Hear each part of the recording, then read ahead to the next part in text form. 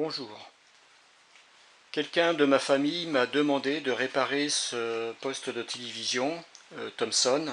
Donc c'est le modèle 46FE9234, fabrication avril 2009. C'est un écran de 117 cm qui fait 46 pouces.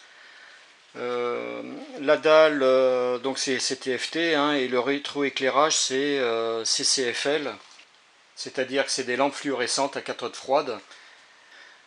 C'est une télé qui est quand même assez lourde parce que la masse de la télé, donc sans le socle, on voit qu'il n'y a pas le socle là, elle fait quand même 25 kg.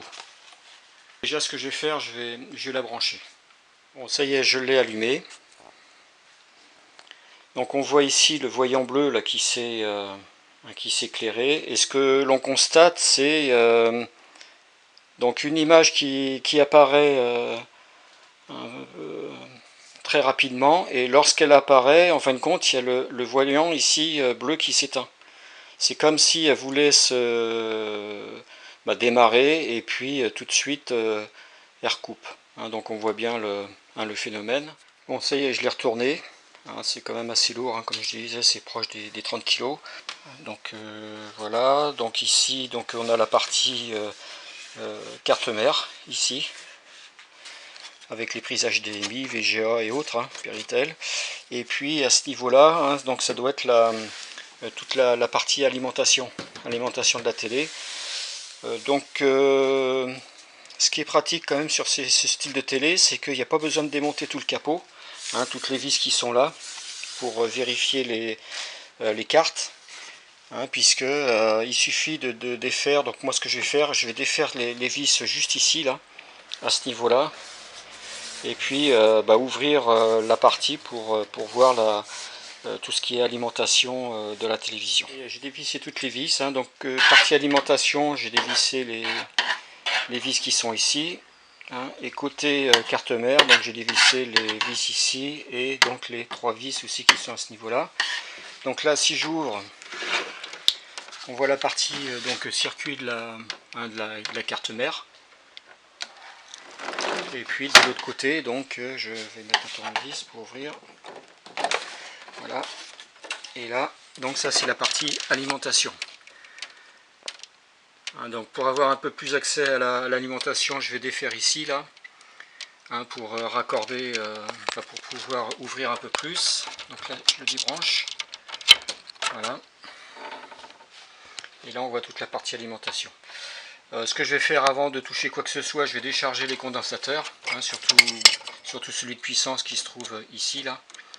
Et puis je vais raccorder provisoirement ici là, puisque là le cordon il est trop court, et puis commencer à prendre les tensions pour voir ce qu'il en est en sortie, enfin déjà côté primaire et côté secondaire ensuite. Bon, après avoir dévissé la platine d'alimentation qui se trouvait à ce niveau là, j'ai branché mon voltmètre en position tension continue. Et donc ça c'est le fil d'alimentation qui se branche ici là, à ce niveau là. Donc moi je me suis fait un petit montage là qui permet de raccorder directement, enfin d'avoir une rallonge. Donc je me branche dessus. Voilà. Donc je mets sous tension la télévision. Donc est-ce qu'on voit encore les lumières qui clignotent au niveau du CCFL? Donc là on a bien vu que ça clignotait. Et donc ce que je vais faire, maintenant je vais mesurer les tensions.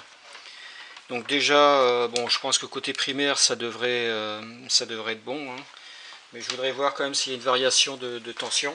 Donc ce que je vais faire, je vais mettre sur le pont de diode. Alors déjà ici on voit donc que ça c'est la partie alimentation, avec ici la frontière qui sépare entre le primaire et le secondaire.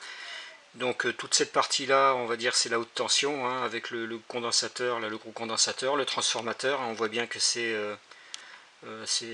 il est sur la frontière des deux. Et donc le pont de diode qui se trouve donc ici en dessous, là je vais prendre la tension, et normalement je devrais avoir dans les presque 320 volts. Donc je me branche dessus, donc entre le plus et le moins. Là j'ai 314 volts.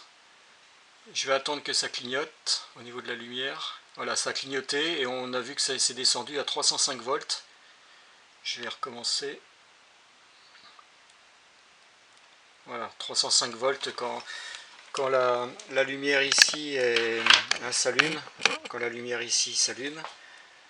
Ici on descend à 305 volts côté primaire. Donc je vais faire la même chose côté secondaire. Côté secondaire, je vais mettre une borne de mon multimètre à la masse, hein, donc sur la carcasse. Voilà. Et je vais mesurer la première tension. Ici, c'est 24 volts, je devrais trouver. Donc ici, j'ai 25 volts. Je vais attendre que ça s'allume. Ça s'allume. Et là, je suis descendu à 15 volts. Hein, je vais attendre une deuxième fois. Ça s'allume. Et je redescends à 15 volts. Donc on voit aussi au niveau des 24 volts hein, que lorsque les CCFL s'allument, eh ben, on chute considérablement la tension. Je vais vérifier également donc le 18 volts. Donc 18 volts il est là. Donc j'ai 18,5 volts. Et quand les lumières s'allument, je descends à 8 volts. Donc ce qui n'est pas normal. Je vais prendre maintenant le 12 volts. Donc 1, 2, 3, c'est celui-là. Bon, je reprends les mesures parce que j'ai eu un petit problème de vidéo. Donc j'étais rendu au 12 volts. Donc je reprends ici 1, 2, 3. 1, 2, troisième broche. On voit que j'ai 11 volts 11 volts 7. Et quand les lumières s'allument, je descends jusqu'à 2 volts. Donc c'est pas grand chose. Hein. Donc là j'ai 11 volts 7. Les lumières s'allument et je suis descendu, oui, à 2 volts. Et donc la dernière tension c'est le 5 volts. Le 5 volts c'est celle-ci. Donc ici j'ai bien les 5 volts 0,1. Et donc cette tension est stable lorsque la lumière s'allume. On a vu ça tout de suite. Donc en résumé, eh ben, les tensions sont bien présentes. Par contre, dès que la lampe ici s'allume, on a des chutes de tension sur toutes les tensions, hormis sur le 5 volts. Mais toutes les tensions, que ce soit le 24, le 12 et le, le 18 volts, hein, on a une chute de tension hein, qui n'est pas négligeable. Et y compris aussi sur le primaire. Donc je vais essayer de regarder quand même, hein, pour moi la carte donc elle fonctionne quand même. Je vais essayer de voir côté CCFL là s'il n'y a pas un problème sur l'une des lampes qui fait que ça fait un court-circuit lorsque ça s'allume et qui fait chuter la tension et mettre le poste en sécurité. Bon, ça y est, j'ai démonté le capot hein, qui se trouve ici. Donc là tout l'intérieur de la télé hein. Donc j'ai été obligé aussi de dévisser la carte mère hein, de son support. Donc là la carte mère, ça c'était les connecteurs hein, de raccordement de la carte d'alimentation hein, que j'ai déposé. On voit ici donc les deux haut-parleurs hein, qui sont raccordés bien sûr sur la carte mère. Et ici donc j'ai tout ce qui est alimentation des lampes CCFL, hein, des tubes, hein, ici avec les transfos. Donc je vais démonter à ce niveau là, puis je vais regarder aussi, hein, donc c'est bien ce qui arrive de la carte avec les fils rouges le 24 volts et puis les noirs c'est le GND avec ça c'est ce qui permet aussi de lancer les lampes. Donc on voit bien qu'il y a ici un raccordement à ce niveau là hein, sur ce connecteur et sur ce connecteur hein, donc je vais déjà démonter ça et puis donc la carte mère aussi ça c'est la carte Kekon hein, donc c'est ce qui alimente aussi la dalle hein, alors ça c'est bien pour la dalle et ça c'est bien pour le rétroéclairage hein, CCFL hein, au niveau des alimentations mais rien à voir avec ça. Bon voilà, j'ai démonté le cache hein, qui abritait donc toutes les transfos et condensateurs là, qui alimentent les CCFL. Et donc on voit bien les condensateurs hein, qui sont là. Et j'ai remarqué que celui-là, il y a quand même un défaut. Là, il est complètement noirci, hein, comme si il avait coulé. Et, hein, donc je vais contrôler quand même les condensateurs à l'ES Hermet. Hein, donc c'est mon ESR, je vous mettrai le lien dans les descriptions comment s'en servir. Et hein, c'est très pratique pour tester les condensateurs sans pour cela là, avoir besoin de les, comment dire, de les dessouder. Donc j'ai aussi un tableau. Hein, donc là on a vu que c'était un condensateur de 680 microfarad 35 volts. Donc si je prends, mettons, ici j'ai pas les 680, mais on se retrouve entre 470 et 1000 et 35 volts, donc on est ici, donc ça doit être entre 0,09, 0,07, enfin bon, on va dire que à 0,1 c'est encore acceptable. Donc je fais la première mesure, donc je mets bien les pinces dessus, et là je suis à 0,01, donc c'est parfait. Ici le deuxième, ici je suis à... Je touche mal là. Voilà. Donc celui-là aussi il est parfait, hein, parce que j'ai une très faible résistance équivalente. Le troisième, je le mets ici. Hop. Et là j'ai 0,02, donc il est parfait aussi. Et le troisième, enfin le quatrième, eh ben, il marche pas du tout. Donc ça veut dire que le condensateur est enfin il n'est pas court-circuité, ça veut dire que il n'y a plus du tout de diélectrique. Et donc il a une résistance interne énorme. Avant de le remplacer, hein, puisque c'est à ce niveau-là, il va falloir que je regarde quand même tout ce circuit, hein, entre autres ici des MOSFET. Hein. Enfin, faut que je regarde. Et puis aussi, je ferai des mesures comparatives sur tous les transformateurs pour voir si j'ai pas un souci sur un des enroulements aussi.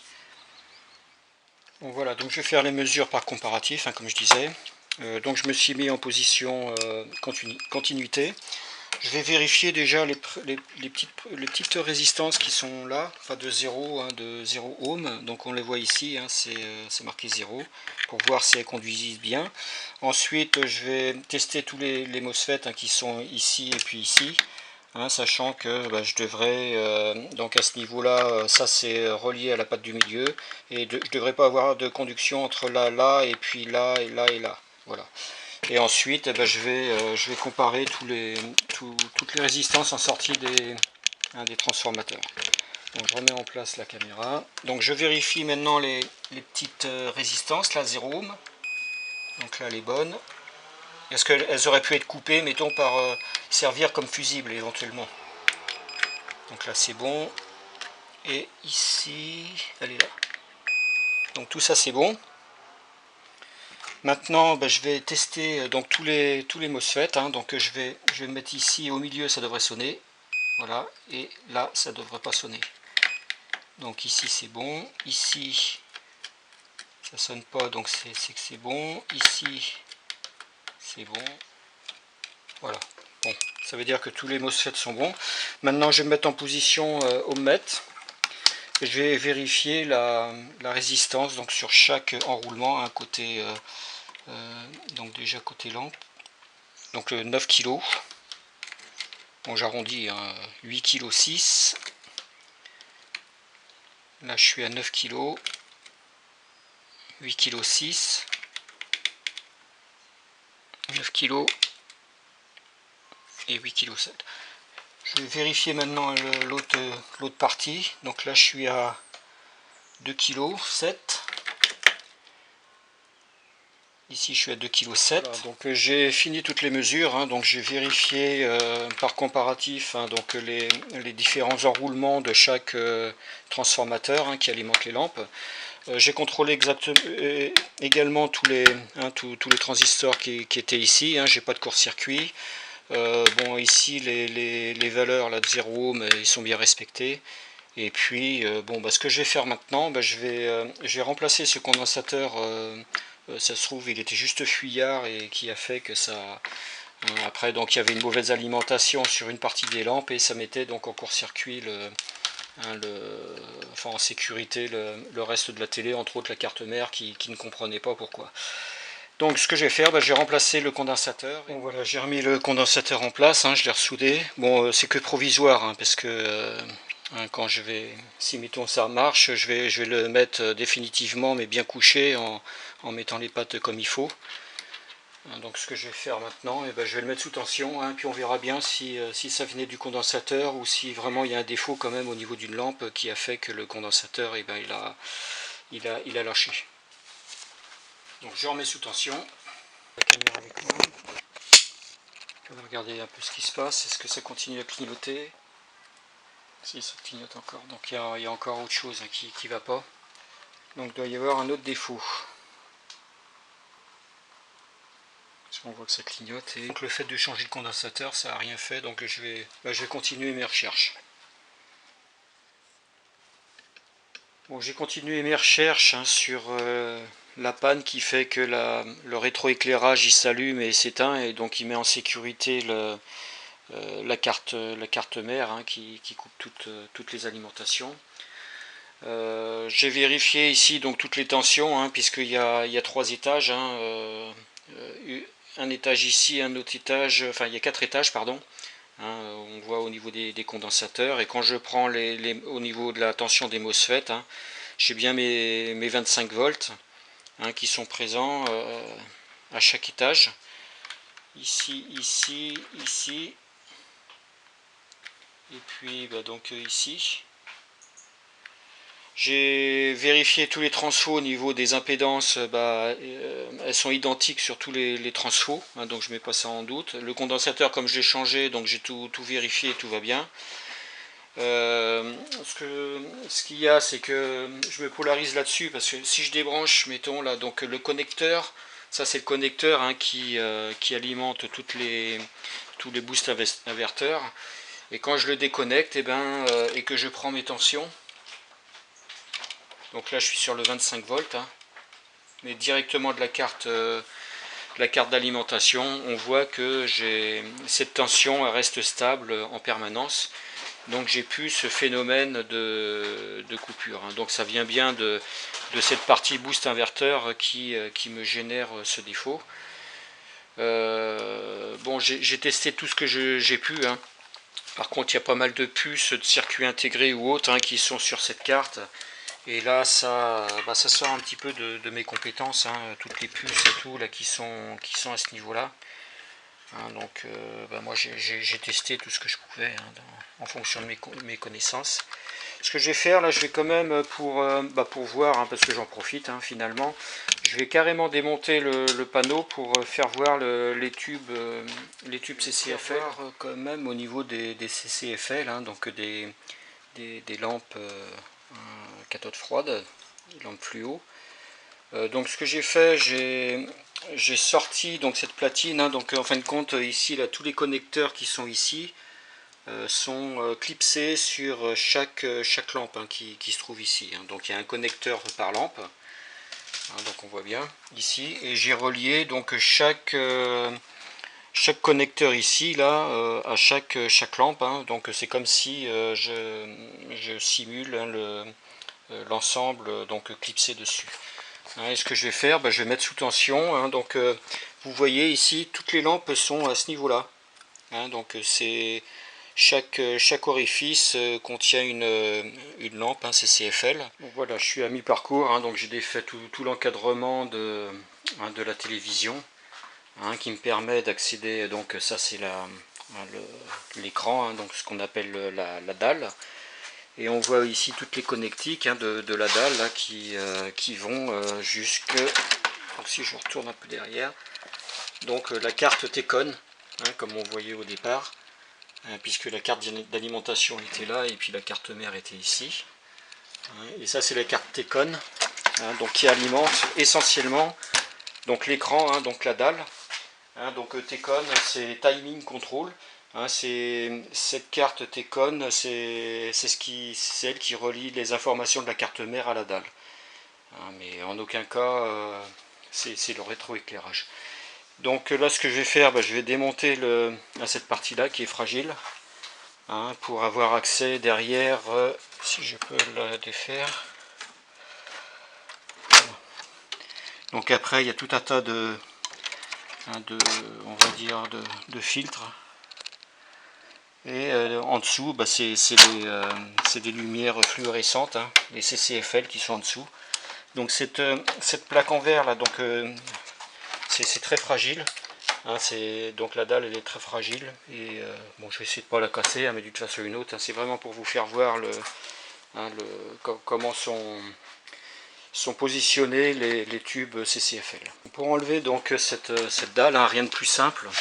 Donc toutes les connectiques sont là, hein, avec bon, derrière la carte Tecon. Il suffit de soulever les petites languettes là noires.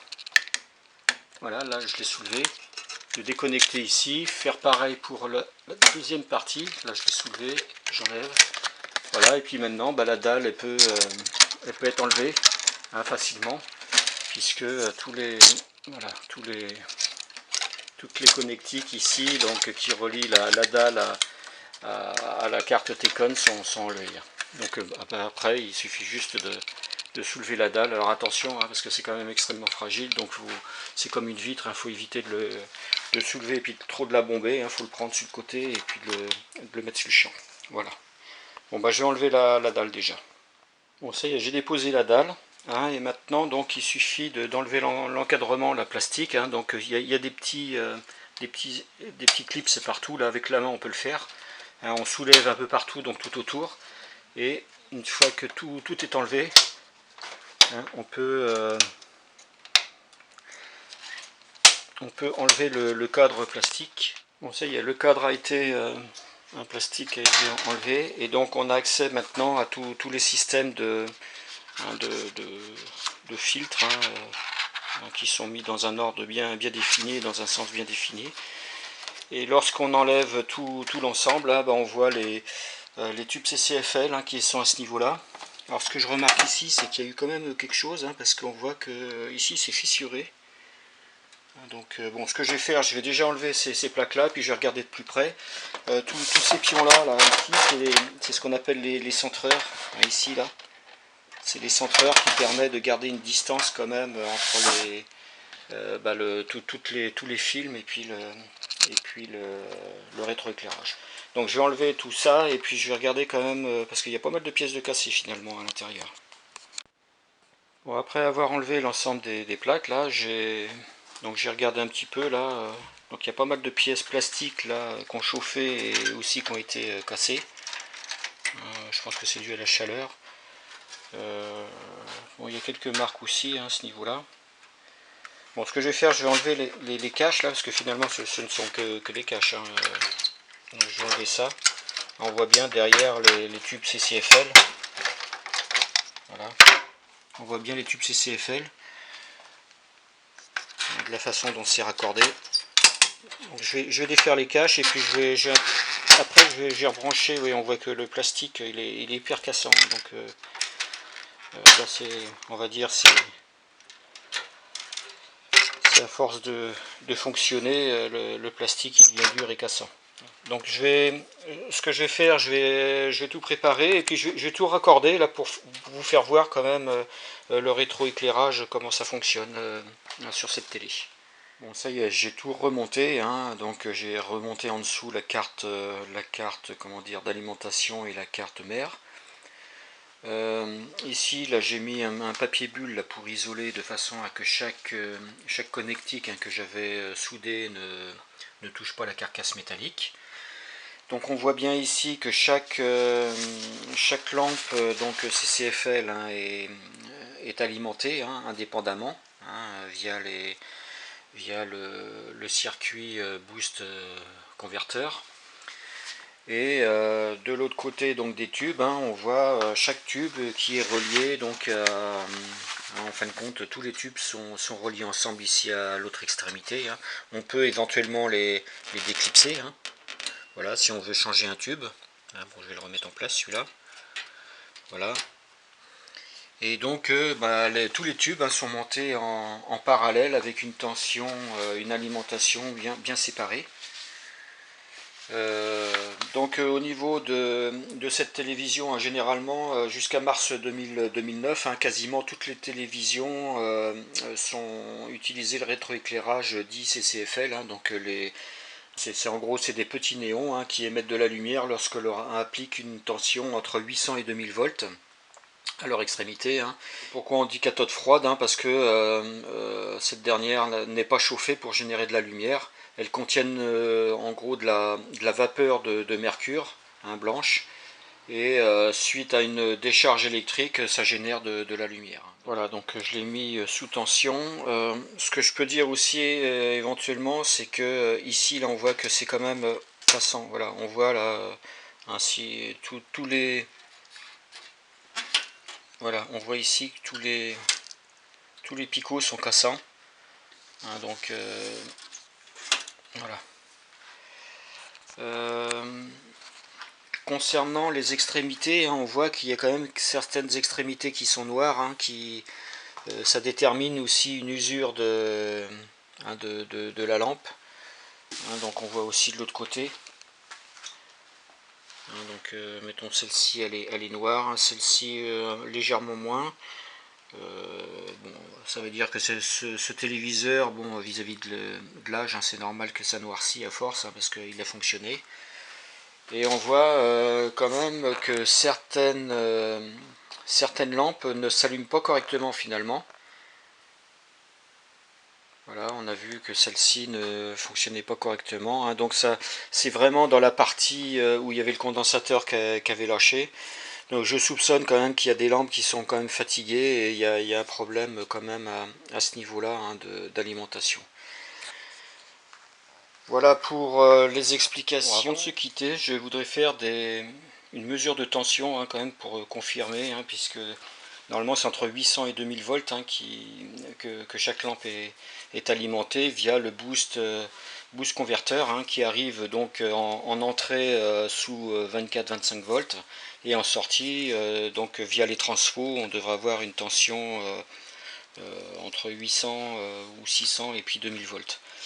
Donc pour ce faire là, puisque mon multimètre ne va pas jusqu'à des tensions extrêmes, hein, j'avais fabriqué une sonde haute tension hein, qui se branche sur le multimètre qui peut aller jusqu'à 5 kV. Donc le branchement hein, c'est simple, hein, c'est mon multimètre qui se branche ici hein, sur le boîtier et ici c'est le raccordement au neutre et donc le neutre pour moi enfin donc c'est la masse hein, la masse de l'appareil puisque à l'autre extrémité de chaque lampe tout est relié à la masse. Donc je vais raccorder tout ça et puis je vais faire une mesure. Donc sachant que la mesure, hein, il faut la multiplier par 10. C'est-à-dire que si c'est marqué 1,00, ça veut dire que c'est 10 volts.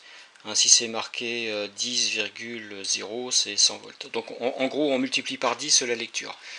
Donc je vais brancher la télévision et puis je vais faire des mesures.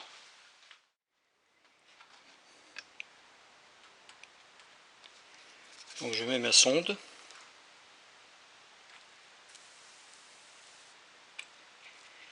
Là j'ai cru voir 118, hein, ça veut dire que ça fait 1180 volts. Donc je reprends une mesure. Bon, je vais prendre sur l'autre. Non, je vais reprendre sur le même.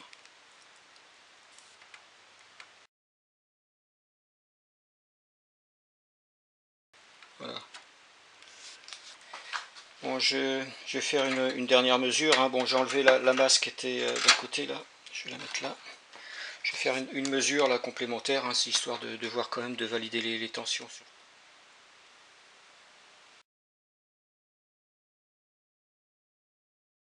Là j'étais 184 donc ça fait 1840 volts. Hein, donc on approche bien les 2000 volts. Bon ben voilà pour hein, cette vidéo. Dans tous les cas, je ne vais pas la réparer hein, cette télé parce que moi alors déjà quand je les répare, hein, je les redonne à leur propriétaire, hein, je me fais pas payer. Et puis en plus de ça, donc on voit bien que cette télé, hein, quand même au niveau de tous les plastiques, hein, ils sont hyper cassants. Hein, donc voilà, les tubes aussi ils sont pas mal noirs. Certains ne s'éclairent plus, donc il y a un problème de backlight et puis de tube. Donc ça va générer pas mal de frais pour pas grand chose, hein, suivant étant donné l'état, enfin l'année de la télé. En plus c'est des télés maintenant, hein, donc c'est plus du LED, hein, c'est-à-dire qu'elles consomment beaucoup moins et ce type de télé consomme quand même pas mal d'énergie électrique. Bon ben voilà pour cette vidéo. Bon, la réparation n'aura pas été finalisée, mais bon, la panne a été quand même trouvée. Et puis bon, ça permet de voir les démarches et puis aussi de connaître un petit peu plus sur les CCFL, hein, comment elles sont raccordées et puis alimentées. Voilà, bon bah écoutez, je vous souhaite à toutes et à tous une bonne journée. Au revoir.